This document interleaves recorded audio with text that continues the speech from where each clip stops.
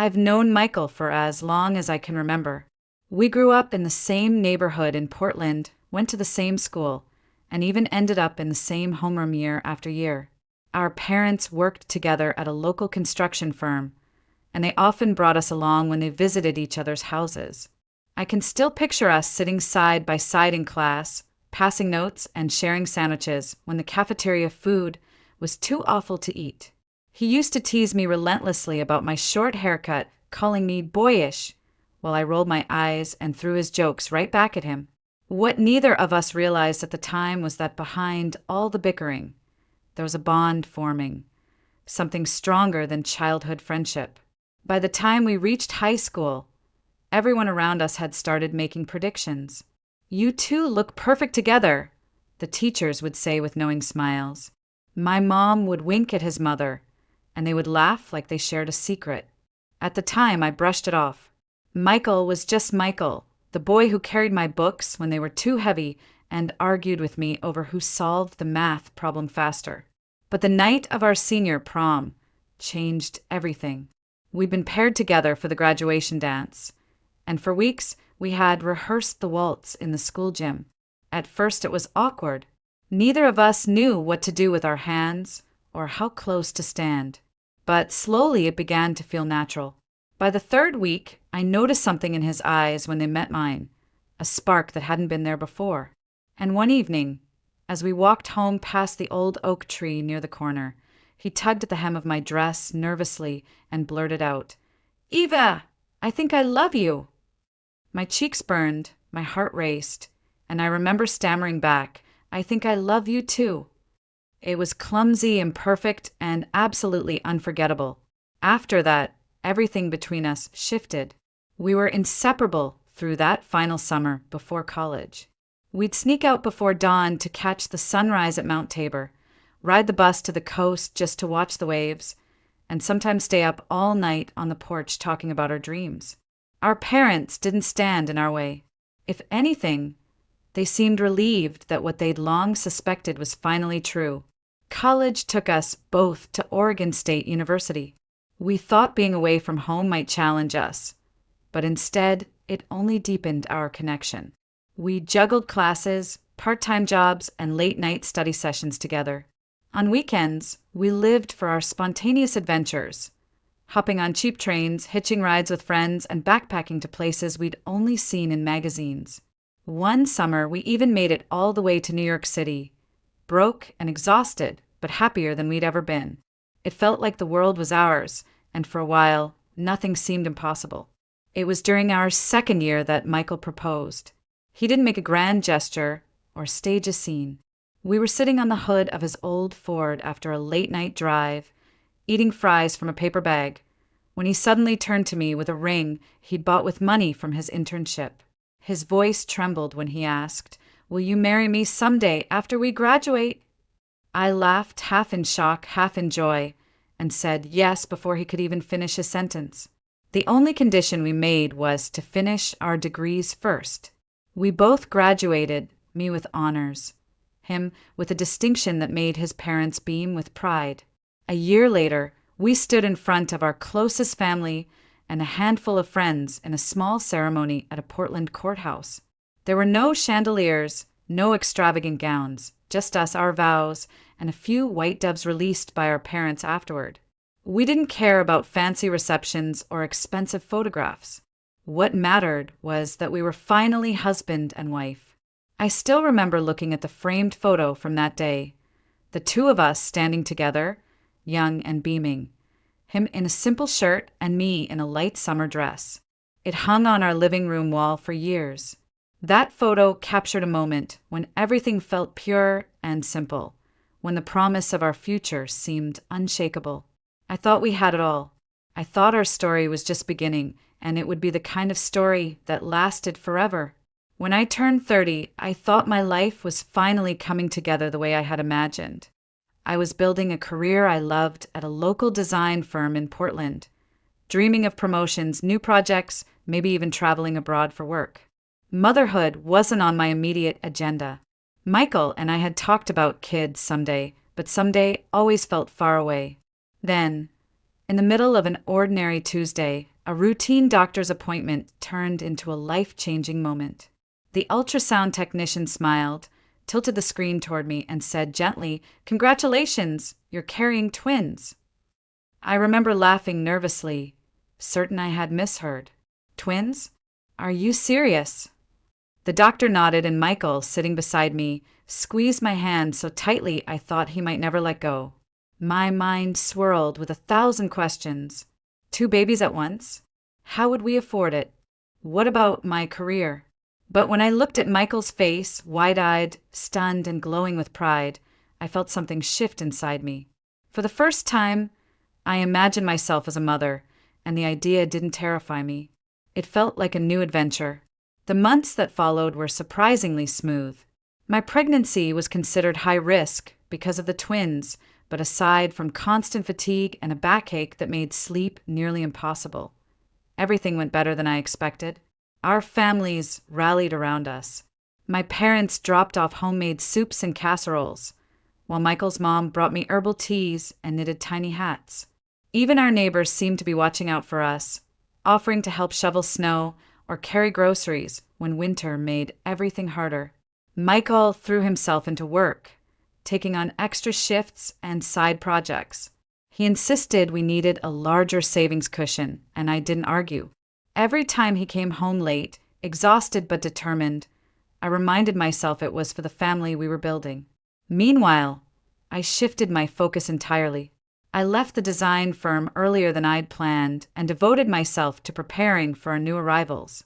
I read parenting books, decorated the nursery, and found myself talking to my belly at night, whispering promises to the 2 little lives growing inside me. When Emma and Olivia finally arrived, the delivery was long and grueling, but the moment I held them, everything else faded.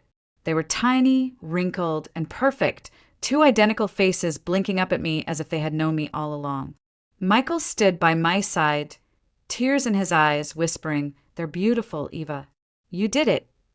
In that instant, the exhaustion, the uncertainty, even the fear melted away. I was their mother, and I felt whole. The weeks that followed were the hardest of my life. Nights blurred into days as I rocked one baby to sleep while the other cried for milk. There were times I felt like a machine, feeding, burping, changing, and starting all over again. The laundry piled up, bottles cluttered every surface, and I barely recognized myself in the mirror. And yet I was happy. The chaos felt like proof of something sacred. Every sleepy smile, every tiny hand clutching my finger made the exhaustion worth it. Michael kept his promise to provide for us. He worked longer hours, sometimes falling asleep on the couch still in his work clothes. I tried not to resent his absence. He wasn't neglecting us, he was building a foundation, making sure our girls had everything they needed. And I told myself that as long as we were in this together, nothing could shake us. I traded career ambitions for lullabies and midnight feedings, and though the world outside our home moved on without me, I felt a strange peace. For the first time, I wasn't chasing deadlines or promotions. I was holding on to something far more fragile, far more precious. I was a mother now, and even in my most exhausted moments, I believed it was exactly where I was meant to be. The first 2 years with Emma and Olivia passed in a kind of blissful blur. Our little house in Portland became a cocoon of warmth and routine. Every morning, I'd wake up to the soft sound of the girls babbling in their cribs, their identical faces lighting up as soon as they saw me. I learned the rhythm of our days, bottles lined up on the counter, laundry cycles humming in the background, lullabies sung on repeat until I almost believed they were part of me. I slipped so naturally into the role of a full-time mother that I sometimes forgot there had been a time when I couldn't imagine myself in it. Michael was my anchor during those years. He worked hard, but when he came home, he always made time for us. He would scoop the girls into his arms, shower them with kisses, and then look at me as if I were the most beautiful woman he had ever seen, even when my hair was messy and my clothes stained with formula. On weekends, he insisted we take family walks through Forest Park or drive up to the Columbia River Gorge. The 4 of us bundled together, the girls wide-eyed in their strollers. Those simple moments felt like perfection. Our parents were thrilled too. My mom visited often, teaching me tricks she had learned raising me and my siblings. Michael's parents were just as devoted, showing up with groceries or staying late to babysit, so we could steal a rare evening out. We weren't wealthy, but we didn't need to be. Love filled the cracks where money sometimes fell short. Our marriage felt strong, maybe stronger than ever. Every night, when we finally collapsed into bed, Michael would wrap his arm around me and whisper, "We're doing okay, Eva. Better than okay." And I believed him. But as the months stretched into years, a subtle unease began to creep in. At first, it was nothing more than a flicker of thought I could easily push aside. I'd glance in the mirror and see the same sweatpants, the same tired eyes, and wonder briefly about the woman I used to be. The one who chased deadlines, gave presentations, and dreamed of designing buildings that touched the sky. She felt like a stranger now. The longer I stayed home, the more distant that version of me became. Friends from college posted updates about their careers, their travels, their achievements. I congratulated them with a smile, but afterward, I'd sit quietly, nursing a sense of being left behind. Michael reassured me whenever I voiced these fears. He would say, "You're raising our daughters, Eva. That's the most important job in the world." And in my heart, I knew he was right. But part of me longed for more, for proof that I was still capable of standing on my own, outside the safety of our home. Still, I buried those feelings. I told myself that fulfillment looked different for everyone, and that mine was here, rocking my babies to sleep, keeping our family together. For a while, that belief was enough. The comfort of domestic life wrapped around me like a blanket, warm and familiar. Yet deep inside, I couldn't shake the quiet fear that one day the world would move on without me, and I would be standing still. When Emmy and Olivia were nearing 3, Michael and I began to talk about preschool. He believed it was time for them to start socializing, learning independence, and giving me a chance to return to work if I wanted. But the idea unsettled me. The thought of strangers watching over my daughters, teaching them, feeding them, it made my chest tighten. I wasn't ready to let go, not yet. One evening, as we sat at the kitchen table, the conversation turned tense. "Eva," Michael said, rubbing his temples, "they need to be around other kids. You can't shelter them forever." "I'm not sheltering them," I shot back, my voice sharper than I intended. "They're still so young. Why rush it? I can handle them here at home." His sigh filled the room. "It's not just about them. It's about us too. You deserve time for yourself, and honestly, I need some room to breathe." The word stung. Room to breathe? I had given up my career, my ambitions, to raise our children, and now he wanted freedom from the very life we had chosen together. That was the first moment I realized something between us was shifting. Not long after, Michael's schedule began to change. He came home later and later, often after the girls were already asleep. When I asked, he explained he had taken on a side job, something he couldn't discuss in detail. "It's nothing illegal," he assured me quickly when he saw my worried face. "Just something I need to do for extra income. Trust me, Eva, it'll help us in the long run." But his vagueness gnawed at me. He used to tell me everything, even the smallest details of his day. Now there were silences where once there had been stories. I noticed the way he kept his phone face down on the table, the way he stepped outside to take calls in the cold, his voice low and hurried. The unease grew worse when one of our neighbors pulled me aside, casually. "I saw Michael the other night," she said, almost apologetically. It was late, around midnight. He was out by the corner store, talking on his phone. He looked nervous. I brushed it off with a smile, but inside my stomach churned. At home, I confronted him gently. He just shook his head, kissed my forehead, and said, "Please, Eva, not now. Just give me a little time." My mother's words didn't help. Over coffee one afternoon, she leaned closer and whispered, "Honey, are you sure he doesn't have someone else?" Men get restless. They look for excitement. You should be careful. I wanted to believe she was wrong. Michael wasn't the type to cheat, or at least he hadn't been. But once the seed of doubt is planted, it grows quietly, taking root in the corners of your mind. Every late night, every hushed call, every vague answer seemed to water that seed.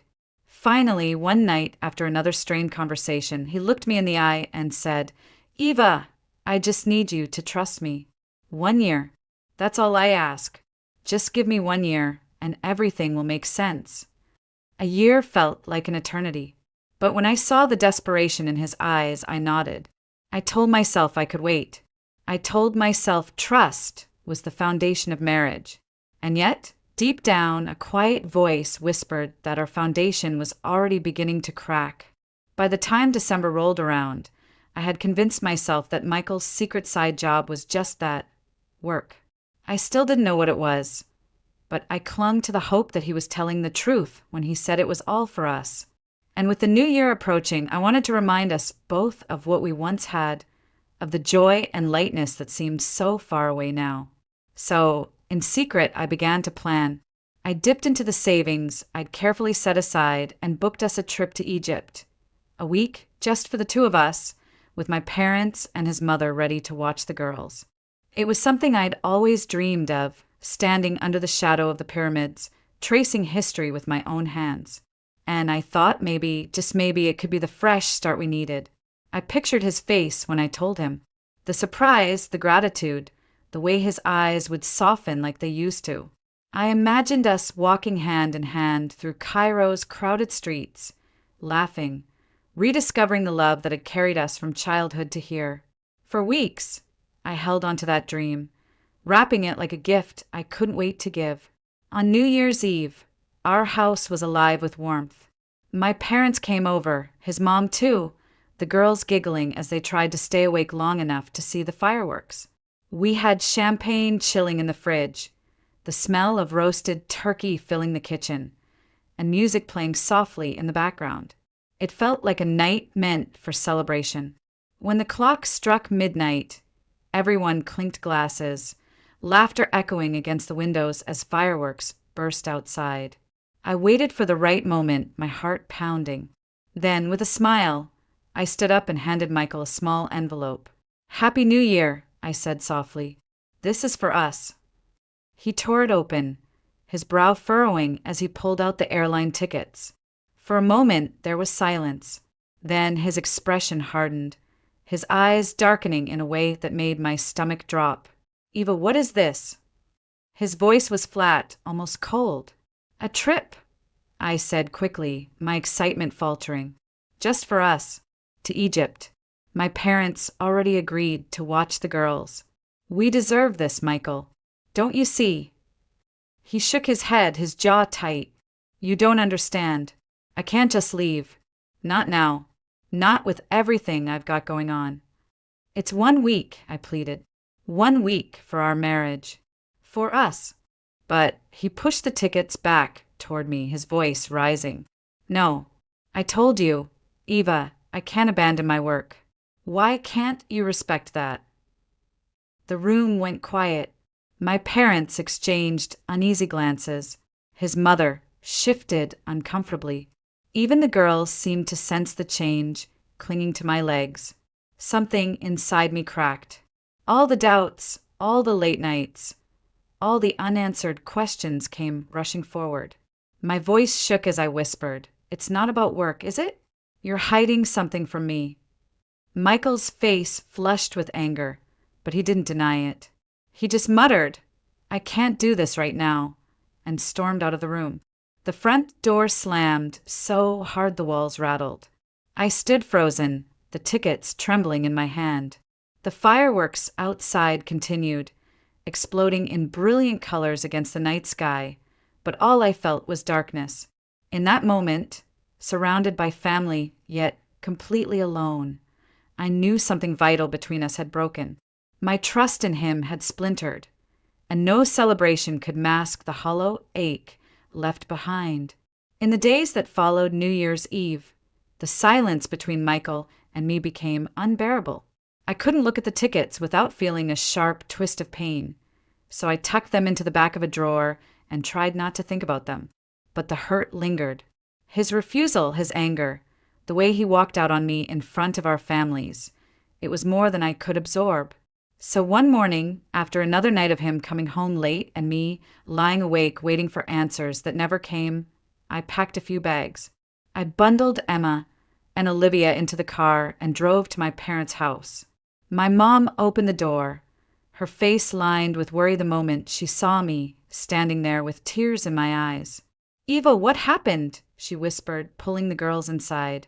"I can't stay there right now," I managed. I need space." My parents didn't press me for details. They set up the guest room, filled the kitchen with the smell of my mother's cooking, and let me breathe.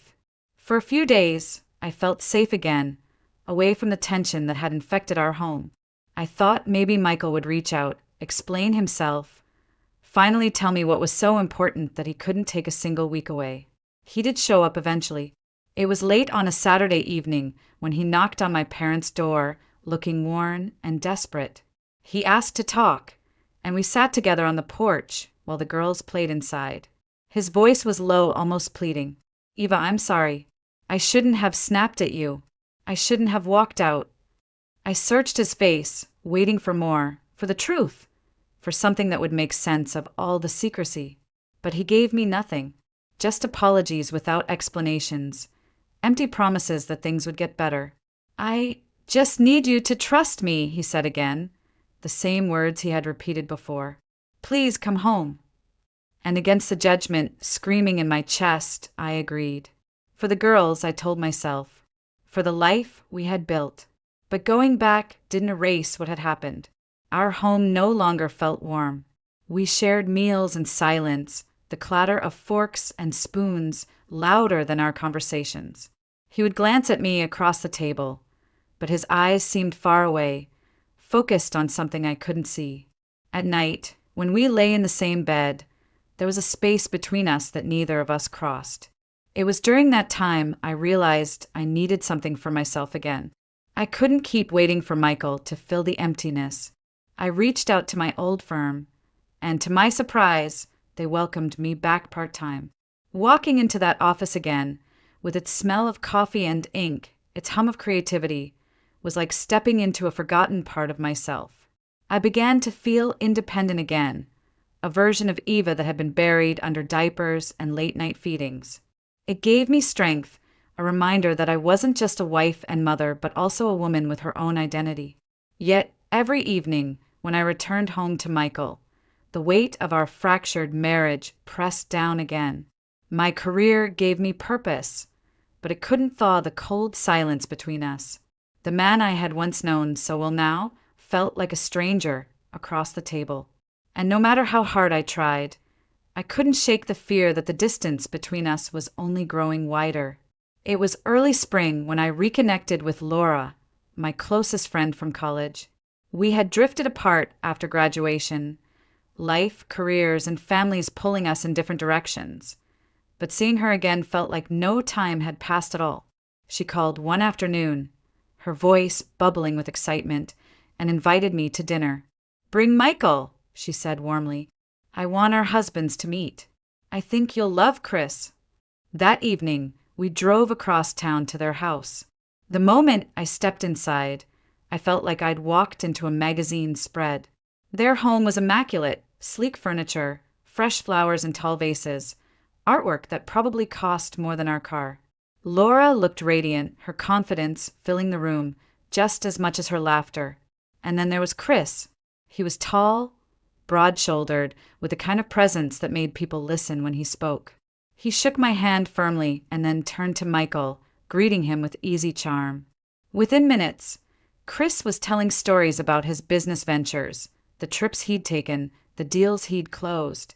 He carried himself like a man who was used to winning. I stole a glance at Michael. His smile was tight, his shoulders stiff.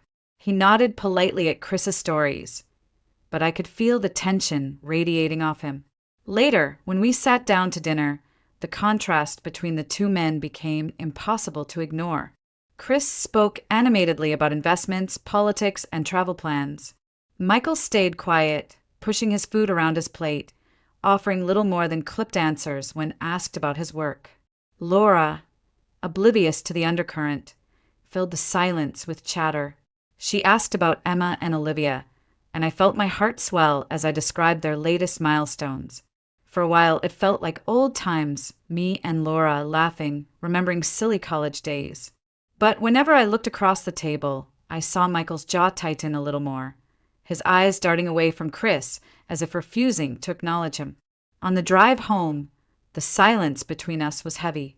Finally, Michael muttered, "I don't like him." "Chris?" I asked, surprised. "Why? He was perfectly nice." "He's arrogant," Michael said sharply, "full of himself. I don't see why you need to spend time with people like that." I stared out the window, watching the city lights blur by. What I didn't say was that I had noticed the same things he had. Chris was confident, self-assured, maybe even arrogant. But he was also successful, charismatic, the kind of man people respected. And sitting across from him, I couldn't help but notice how small Michael seemed in comparison. The thought shamed me. I loved my husband, but the difference between him and Chris gnawed at me in a way I couldn't ignore. Still, my friendship with Laura was something I wasn't willing to give up.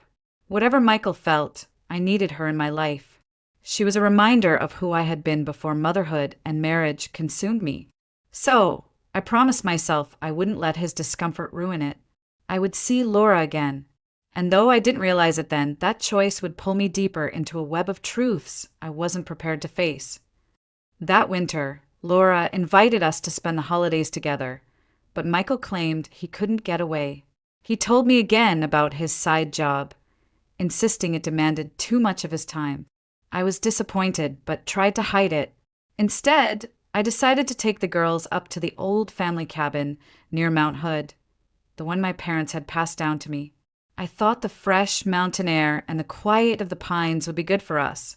The drive took a couple of hours, winding through snowy roads. Emma and Olivia sang Christmas songs in the back seat, their laughter filling the car. By the time we pulled up to the cabin, dusk was settling over the mountain, painting the snow in shades of violet and gray. I expected the place to be dark and cold, waiting for me to unlock it. But as I approached, I noticed smoke curling from the chimney. My heart skipped. I hesitated at the door, my keys clutched in my hand. When I pushed it open, the warmth of the fire washed over me. And there, standing in the middle of the living room, was Michael. I froze. That was my cabin, my family's cabin. He knew I came here every winter, especially during the holidays. Why would he bring a child here of all places? Had he really thought I wouldn't come? For a moment, I couldn't breathe. "Michael." My voice trembled. "What are you doing here?" He froze, his eyes widening, as if I had caught him in the act of something unspeakable. Before he could answer, a small voice piped up from the corner. "Daddy." I turned toward the sound, and my world tilted. A little boy, no more than 4 years old, came running into the room, his arms outstretched. He clung to Michael's leg with the ease of someone who had done it 100 times before. My vision blurred, the blood roaring in my ears. Who is that?" I whispered. Michael's face drained of color. He tried to speak, but no words came. The boy looked up at him with adoration, repeating, "Daddy, Daddy," as if the word were the only truth he knew. I staggered back, nearly dropping the bags from my hands. Emma and Olivia stood behind me, wide-eyed, clutching each other's hands. I forced myself to stay upright, though every part of me wanted to collapse. "Michael," I demanded, my voice sharper now, trembling with fury. "Tell me who this child is." He opened his mouth, closed it again, then finally stammered, "Eva, please." "I can explain. I didn't think you'd come this year. You always spent Christmas with your parents, and I thought it would be empty." "Explain." I choked out. "There's a child calling you his father, in our cabin, and you expect me to stand here and wait for explanations." The boy, sensing the tension, hid behind Michael's leg. My daughters stared at me, confused, their innocence cutting me like a knife. I stepped closer, my hands shaking, my chest heaving. "You've been lying to me, haven't you? All those late nights, all those phone calls, the secrets. Was it because of him?" Michael's shoulders slumped, his eyes pleading. "Just give me a chance to tell you everything. Please, Eva, don't do this in front of the kids." But it was too late. The damage was already done. In that cabin, surrounded by the scent of burning wood and the silence of the mountains, I realized the trust one had clung to for years had shattered. Whatever explanation Michael had, nothing could undo the sight of that little boy calling him Dad. I stood frozen in the middle of the cabin, my eyes locked on the boy who clung so naturally to Michael. Every part of me screamed betrayal. I demanded again, "Who is he, Michael? Tell me the truth." Michael ran a hand over his face, his expression heavy with exhaustion. Finally, he said, "Eva, he's not mine. He's Chris's, Laura's husband. Chris had an affair, and when the boy's mother refused to keep him, Chris begged me to step in. He couldn't raise him, not without destroying his marriage. So I've been helping." For a moment, I just stared, stunned by the audacity of the story. Then I shook my head, my chest tight with anger. "Do you really expect me to believe that? That this boy isn't yours? That all these nights away, the secrecy, the lies, it was all to cover for someone else?" Michael reached for me, his voice desperate. "I swear, Eva, I couldn't tell you, not without exposing everything. Chris begged me to keep it quiet. He said Laura could never know. I was trying to protect them. He told me it would only be for a few months, just until he figured things out. I never meant for it to go on this long. But the weeks turned into months, and then into years. And every time I tried to step away, he begged me again, saying he had no other choice. I was caught in a lie I didn't know how to end. I stepped back, my throat burning. Protect them? What about me? What about our daughters? You let me question my sanity, my worth, my marriage, all for this." The boy peeked at me from behind Michael's leg, and I felt my knees weaken. Something about his eyes, the curve of his face, made the truth even harder to grasp. I couldn't stop the thought, what if he was Michael's? What if everything I had built my life on was a lie? I couldn't bear the uncertainty. My hands shook as I pulled out my phone, scrolled to Chris's number, and pressed call. Michael tried to stop me, whispering, "Eva, please don't," but I shoved his hand away. Chris answered on the second ring, his voice casual at first. But when I told him where I was, what I had seen, the silence on the other end of the line was deafening. Finally, he exhaled a broken sound. "Eva, please, don't tell Laura." My blood ran cold. "So it's true." He hesitated, then confessed in a voice so low I could barely hear it. "Yes, I made a mistake. It happened once, years ago. I thought it was over, but then the child. I couldn't bring him home, not to Laura. She'd never forgive me. Michael, he offered to help. He said he'd keep the boy safe." I closed my eyes, the phone trembling against my ear. His words should have brought clarity, but instead they deepened the wound. Not only was my marriage fractured by lies, but my best friend's life was built on the same fragile illusion. "Chris," I whispered, my voice raw, "do you understand what you've done? To her? To me?" "Please," he begged. "I'm asking you, don't tell her. She can't know. It would destroy her." I ended the call without answering, my whole body numb. I looked at Michael, at the boy, at my daughters who were watching from the doorway. My world had tilted in an instant. It wasn't just my marriage on the line. My best friend's entire life had been betrayed too. I didn't sleep that night. The cabin walls seemed to close in around me, every creak of the wood amplified by the storm inside my chest. Michael lay beside me, silent, the little boy asleep in the next room.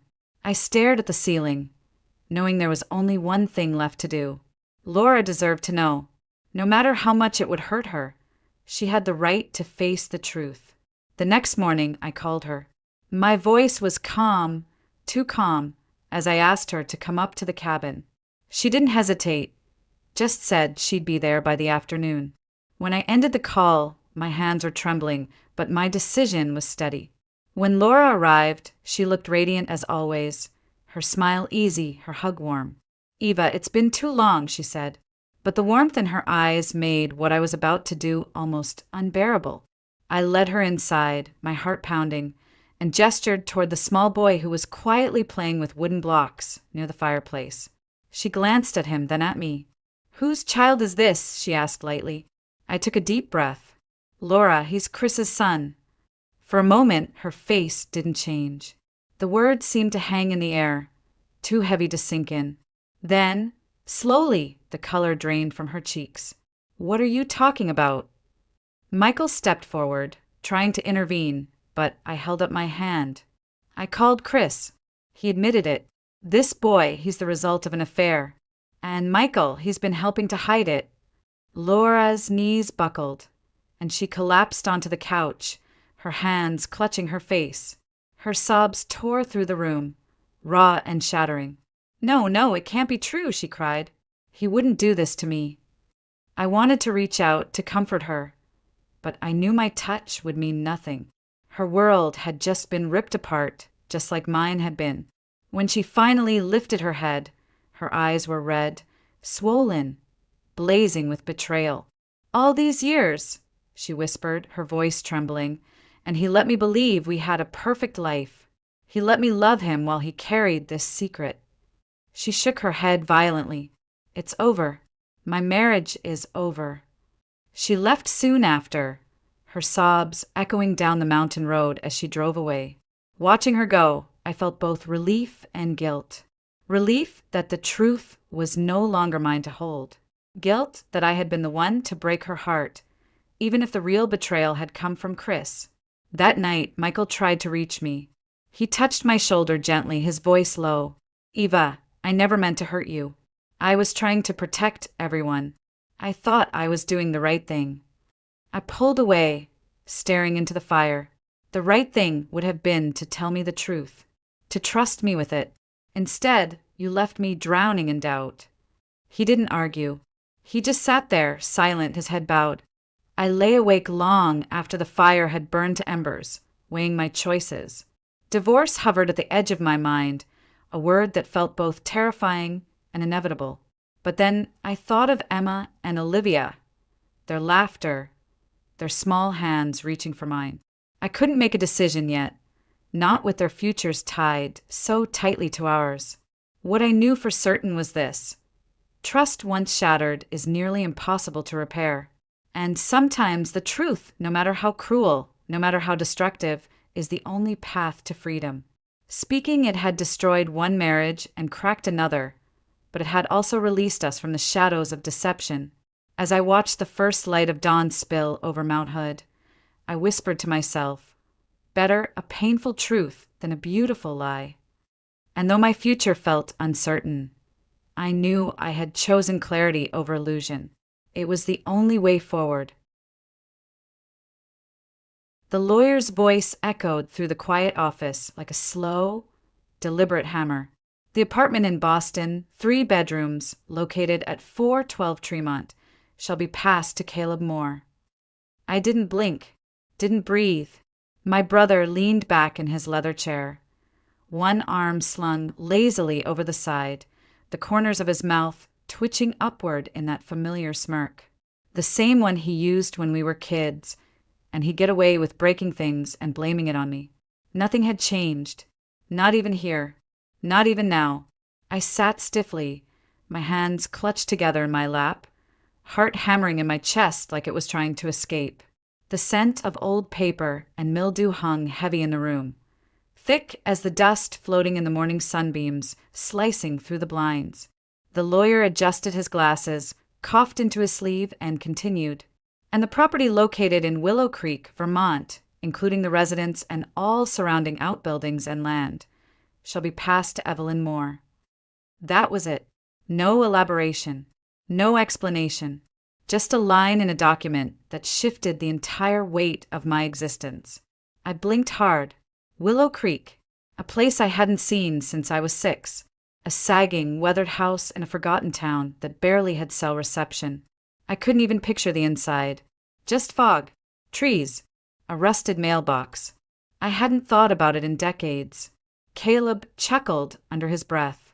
"Well, at least you got something," he said, tapping his fingers on the armrest. "Better than nothing. I mean, it's basically firewood, but I guess that's poetic for a librarian." The words hit like glass splinters, but I didn't flinch. I'd learned long ago not to give Caleb the satisfaction of a reaction.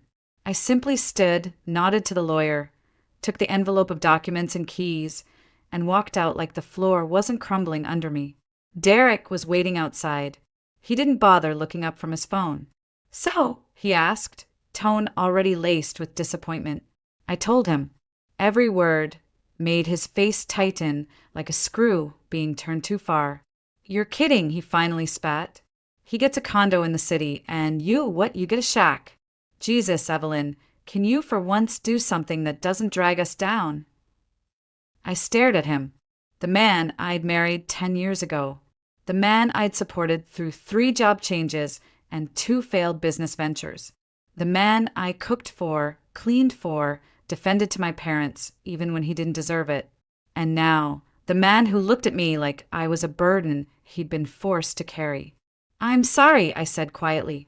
"I didn't exactly choose what she—" "I'm done," he cut me off. "I'm not wasting another year on your dead-end luck. Pack your things. You're not coming back to the apartment." Something inside me cracked, clean and sharp, like a bone snapping under pressure. Not from his words, but from how familiar they felt. How unsurprising. He didn't ask if I was okay. Didn't ask how I felt. He just saw a missed opportunity. A bad investment. I walked home that afternoon in a fog. The city sounds blurring into a low, indistinct roar. I didn't cry. Not then. I packed a single suitcase, stuffed in 2 sweaters, 3 books, and a half-empty journal. I didn't say goodbye. I left the apartment key on the kitchen counter, took the keys to a house I didn't remember, and booked the next bus to Vermont. There was nowhere else to go. I stared out the window of that Greyhound as skyscrapers gave way to suburbs and suburbs to sleepy hills. It was early spring, but the trees still looked bare and cold.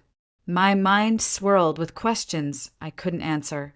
Why did Grandma Eleanor do this? Why give the best to Caleb and hand me the wreckage? Was it punishment, pity, or something else entirely? All I had now were the keys, a legal envelope, and a whisper of a memory from a time before Caleb started getting everything, and I became invisible. Willow Creek was still hours away, and I didn't know what waited for me there. A collapsed porch? Mold? Nothing? I didn't know who I was without Derek, without a plan, without a single damn thing to prove I mattered to anyone. But maybe, just maybe, I'd find out. The bus rattled down a cracked 2-lane road, dipping and groaning with every pothole. I sat near the back, pressed against the window, arms wrapped tightly around myself, even though it wasn't cold. The overhead lights flickered with each bump, casting fleeting shadows on the faces of strangers who, like me, had somewhere to run or nowhere else to go. I hadn't spoken to anyone in hours. Not the woman with the crying toddler. Not the man who smelled like cigarette ash and licorice. Just me and the glass pane smeared with fingerprints, watching the world change from steel and glass to pine trees and fog. It was almost midnight when the bus driver announced Willow Creek. I looked up like I'd heard a ghost's name. The town sign was barely legible. The paint had chipped away and vines curled around the wooden posts like they'd been trying to pull the thing down for years. The bus hissed as it slowed, brakes squealing like they were protesting. I stepped off into silence. The air was damp, carrying the scent of wet leaves and something older, wood rot, maybe, or earth that hadn't been turned in a long time. Streetlights buzzed faintly above cracked pavement. No one was there to meet me. Of course not. Who would be? I stood with my suitcase at my feet, looking down the empty road that led to the old house. I didn't have GPS service anymore. No Uber. No map. Just a vague memory of a gravel path and the sound of my grandmother's voice reading fairy tales by candlelight. I started walking. The path was barely visible beneath moss and thyme. Branches clawed at my coat as if trying to hold me back. My shoes were soaked before I'd gone 10 steps, and my arm ached from dragging the suitcase across uneven earth. But I kept going. What else was I supposed to do? I hadn't been to Willow Creek since I was a little girl. I remembered trees taller than buildings and silence so heavy it made your ears ring. I remembered my grandmother's house sitting at the edge of a wooded clearing, crooked porch steps, and a blue rocking chair that never stopped creaking, even when no one sat in it. My memories were faded and strange. One summer visit, a storybook world, then never again. When the house came into view, I stopped in my tracks. It looked smaller than I remembered. Not destroyed, but tired. The paint had peeled away in long strips. The shutters hung crooked like broken wings. The grass had turned into a forest of weeds. And yet it was still standing, still waiting. I half expected to find a raccoon in the mailbox and a tree growing through the kitchen. But when I stepped onto the porch, the wood held. It creaked beneath me, but it held. I turned the key in the lock and pushed the door open. No alarms. No dasclód. No immediate collapse. Inside, the air smelled like cedar and something faintly floral, lavender maybe. I flicked the light switch near the door, not expecting much. To my shock, it worked. A low, yellow glow filled the front room, illuminating walls lined with faded wallpaper and furniture that looked preserved, not just untouched, maintained. The place didn't feel abandoned. It felt paused, like someone had just stepped out and forgotten to come back. The living room was small but warm. A love seat, a worn rug, a side table with a glass doily still perfectly centered. I walked through the house in a daze, trailing my fingertips along surfaces that had no dust, no cobwebs. The sheets on the bed upstairs were tucked with care. The dishes in the cabinet were spotless. There was even a jar of tea bags still sealed, labeled in my grandmother's neat handwriting. I couldn't make sense of it. Eleanor Hart had died nearly a year ago. No one was supposed to be taking care of this place. And yet, it was as if she knew I'd come back. I sat on the edge of the bed and let my suitcase drop to the floor. My legs ached. My heart even more. I wasn't sure what I was doing there. This house didn't belong in my world anymore. And yet it was the only thing that hadn't pushed me away. That night, I couldn't sleep. I wandered downstairs, lit a candle I found in the drawer, and curled up in the rocking chair I remembered from childhood. It creaked under my weight, just like it always had. I stared into the shadows and whispered, "Why did you bring me here, Grandma?" The house didn't answer, but something inside me stirred, something I hadn't felt in years. Belonging. I woke just after dawn, still curled up in the rocking chair. My back ached, my neck stiff, but for the first time in days I felt rested, at least emotionally. The quiet outside was unnerving, but also strangely peaceful. No honking horns, no Derek yelling through a door, no city buzz under my skin.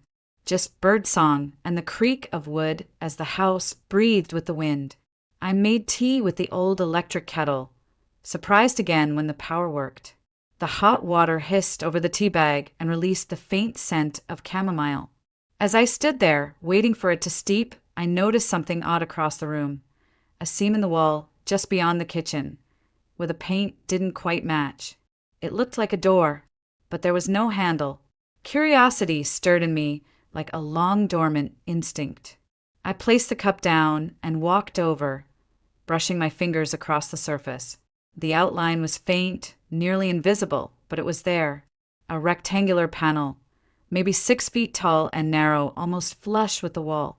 I pushed lightly. Nothing. I pushed harder. Still nothing. Then I remembered the small key that had come with the others in the envelope from the lawyer. I retrieved it, turned it slowly in a tiny notch just above the baseboard, and with a sharp metallic click, the panel gave way. The door creaked open, and cold air spilled out like a breath held too long. I blinked into darkness. The smell hit me first, paper, ink, leather, and time. It was intoxicating. I stepped inside, lighting the flashlight app on my phone. My breath caught. Books. Floor to ceiling, wall to wall. Rows upon rows of books. Not just a storage space. This was a hidden library. Shelves made of dark walnut groaned under the weight of thick tomes in every language I recognized, and several I didn't. Leather-bound volumes with gold embossing, paperbacks in delicate condition, old journals tied in string. A rolling ladder leaned against one shelf like it had been left mid-use. There were no windows, but small ventilation holes near the ceiling kept the air surprisingly fresh. I stood in the center of the room, stunned. My grandmother, Eleanor Hart, the woman I'd thought of as a quiet widow with a love for lavender and shortbread, had curated a private library, a hidden archive, preserved in silence for who knows how long. I ran my hand across the spines. Some were brittle with age, others soft and warm under my fingers. My fingertips tingled from the textures, some embossed, others hand-stitched. Titles in Latin, French, Russian, German. One shelf was entirely in Greek. I pulled out a volume bound in red leather. The date on the first page was 1476. I nearly dropped it. This wasn't just a hobby. This was a collection of historical significance. And no one knew it existed, not Caleb, not the lawyer, not even Derek, who would have sold it off piece by piece for cash without blinking. Why did she hide this? Why did she leave it to me?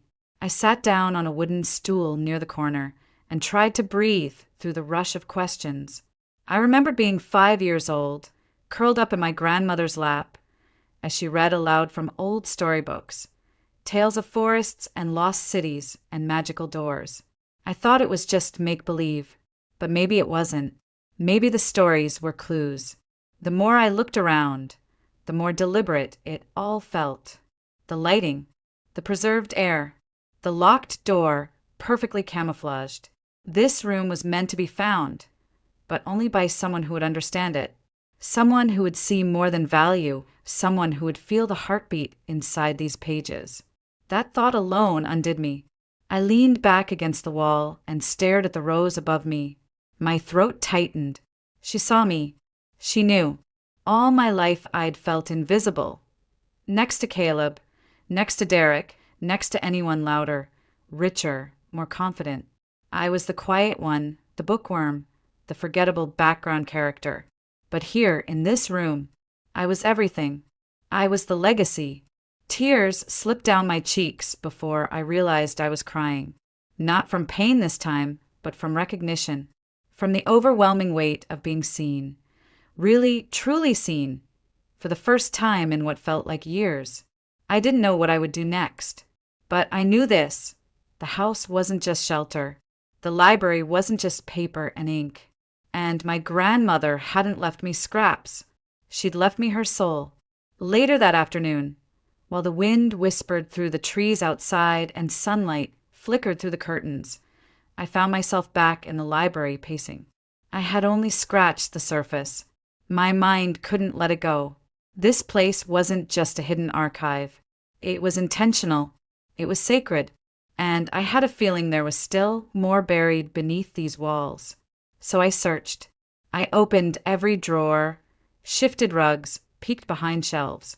And then, in the hallway just off the kitchen, beneath a loose floorboard I stepped on by accident, I heard a hollow sound. My pulse quickened. I pried it up.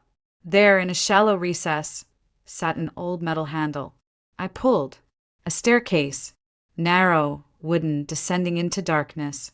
I grabbed the same flashlight from earlier and slowly crept down the steps, each one creaking under my weight. The air grew cooler, damper, but not in a way that felt unsafe. Just old, honest, like the breath of a cellar that had waited quietly for someone to remember it. The basement was mostly empty. Just a few boxes, cobwebs in the corners, and one large object covered in thick canvas, tucked in the far right corner. I pulled the tarp back. A safe, not a modern one. This thing looked like it had survived 2 wars. It was matte black, rusted along the edges, with a combination lock and no visible hinges. I stared at it for a long time. Why would she have a safe? I tried the handle. Locked. Of course. Then a thought hit me. The key didn't work on the library. The door did.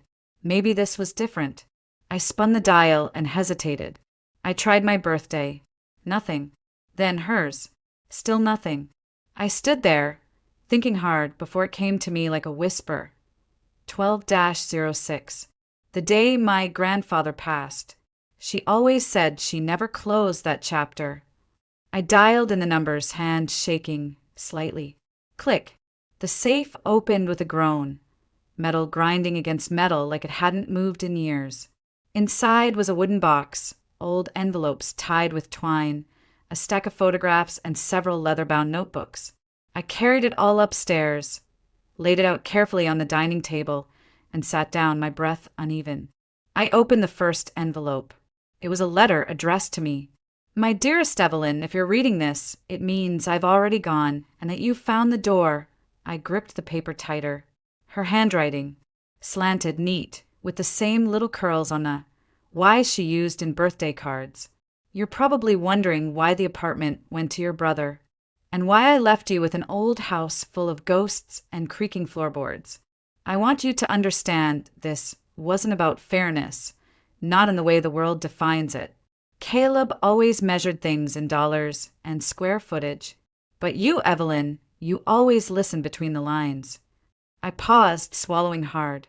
The words blurred through tears I didn't remember giving permission to fall. This house is more than a building. It's the spine of our family story. Every book in that library, every photograph in this safe carries blood, memory, legacy, and I knew only one person would ever care enough to protect it.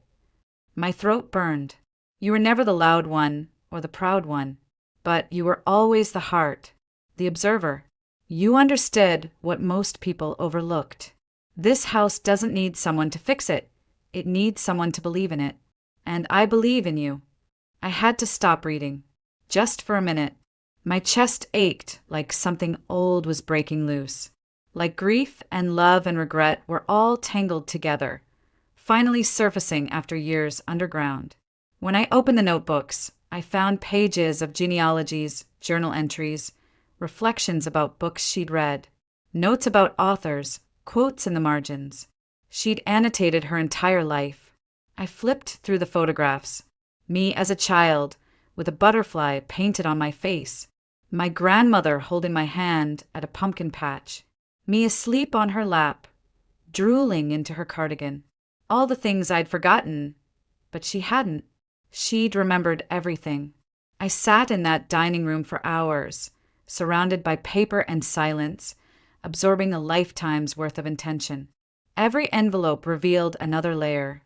Stories about our ancestors, letters from friends I'd never met, maps with corners curled and yellowed.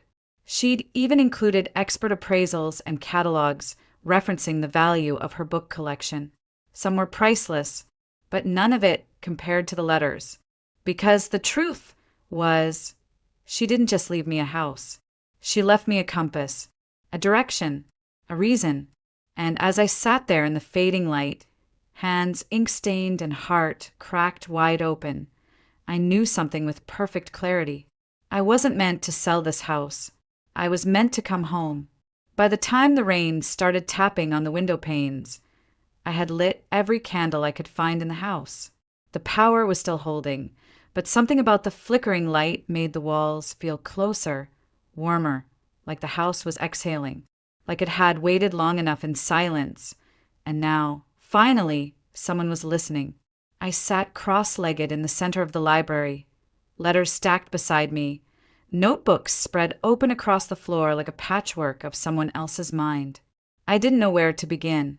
Every page revealed more about her, and more about me. One journal entry, dated 20 years ago, mentioned a rare Latin manuscript she acquired from a dying professor in Maine. Another spoke of a book given to her by a visiting Hungarian scholar, a volume allegedly gifted to their family by a member of the Russian nobility. There were mentions of letters exchanged with antique dealers handwritten appraisals, sealed certificates from institutions I had only read about in college textbooks. This wasn't just a library, it was a vault of cultural memory, and my grandmother had built it quietly, passionately, while the rest of the family argued over bank statements and real estate.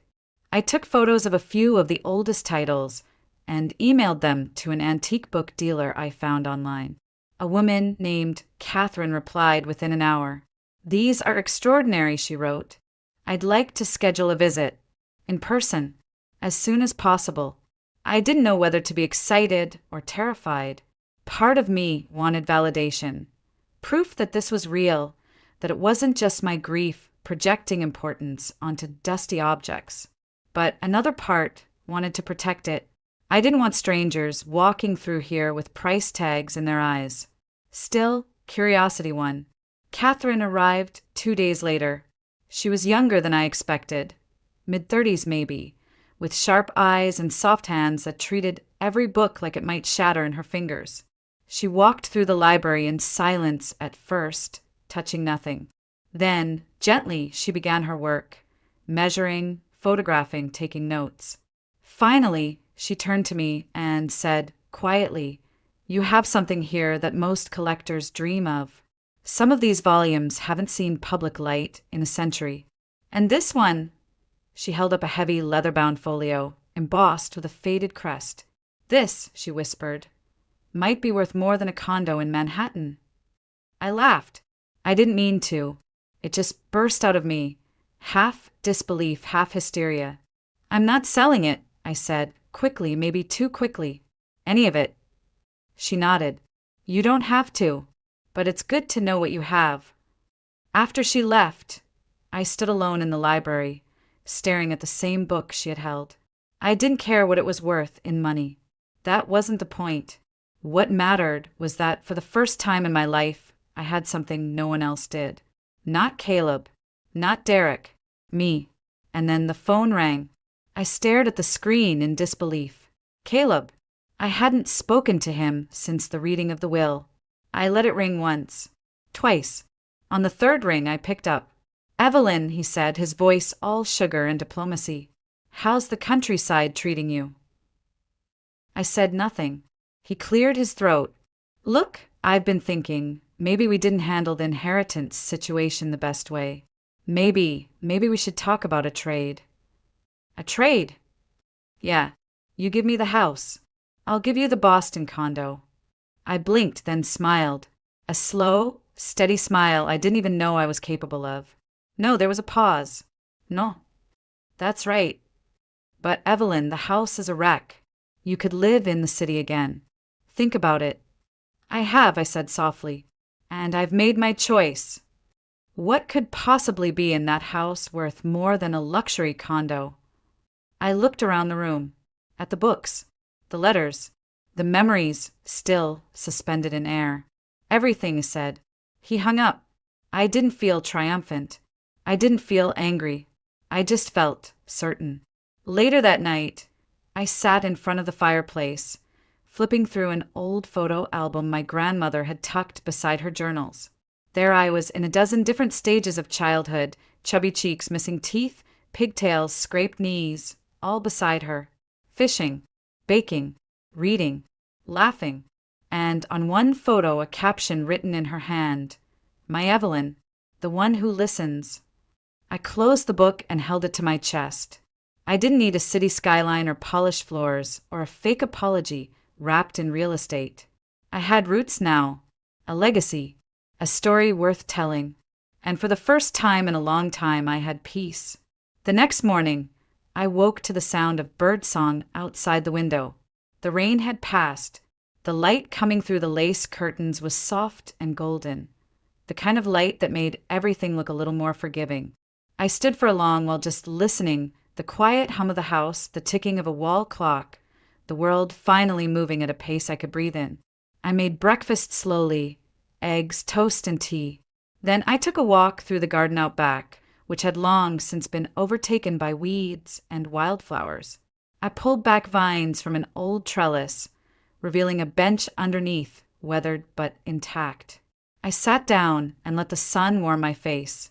I had no idea what day it was. Or maybe I did, and it just didn't matter anymore. What mattered was that for the first time in years, I wasn't rushing toward anything or away from anyone. I was simply still.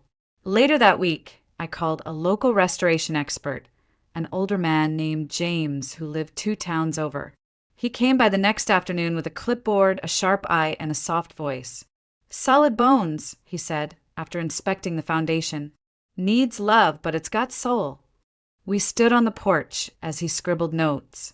"You gonna sell it when it's done?" he asked casually. "No," I said. "I'm staying." He smiled. "Good. Place like this needs someone who understands it." Over the next few days, I met more of the townspeople. The woman at the bakery who remembered my grandmother's pecan pie. The retired history teacher who once traded books with her. The postmaster who hadn't seen the house occupied in a decade. Each one brought a new piece of her story to me, like puzzle pieces slipping into place. Turns out, Eleanor Hart had been more than just a quiet widow. She'd been a scholar, a mentor, a protector of history, and I, Evelyn Moore, had been the only one she ever trusted to carry that forward. It was a heavy gift, but it fit perfectly in my hands. I reached out to the New England Historical Society and began the process of archiving parts of the library. I wasn't ready to sell anything, but I wanted it protected, understood. They sent a woman named Dr. Miriam Cho, a preservationist with a gentle curiosity and a deep respect for family history. She spent 2 days cataloging the rarest volumes and before leaving told me, you could build something here, a private reading room, a public exhibit. This collection deserves to be seen. I thought about that all night, and by morning I had made up my mind. I wasn't just going to live here. I was going to honor it, honor her, honor me. So I turned the front room into a small reception space. I cleaned the wooden floors until they glowed. I hung photos of my grandmother, young and radiant, older and wise, beside sketches of the original property. I posted a small sign near the gate, Hart House Library by appointment only. I didn't need crowds. I just needed presence. A month later, I received a letter in the mail, handwritten, no return address. I knew the handwriting instantly. "Caleb." Inside, a single sentence. "I hope you know what you're doing." I folded it once, twice, then tossed it in the fireplace. The flames curled around the paper like it had been waiting for release. Yes, I knew exactly what I was doing. That night, I made tea and settled into the blue armchair in the corner of the library, the same one my grandmother used to sit in when she read aloud. I opened a small, cloth-bound book in Latin I still couldn't fully translate, and read anyway. Because this wasn't about perfect understanding. It was about devotion, about presence, about memory. And as the fire crackled and shadows danced across the shelves, I felt something in the air, quiet but certain. A sense that I had not just inherited a house. I had stepped into my place in a story much larger than myself. I was no longer invisible. I was the continuation. I was the one who listened. I was the one who stayed. I was the legacy. And that was enough.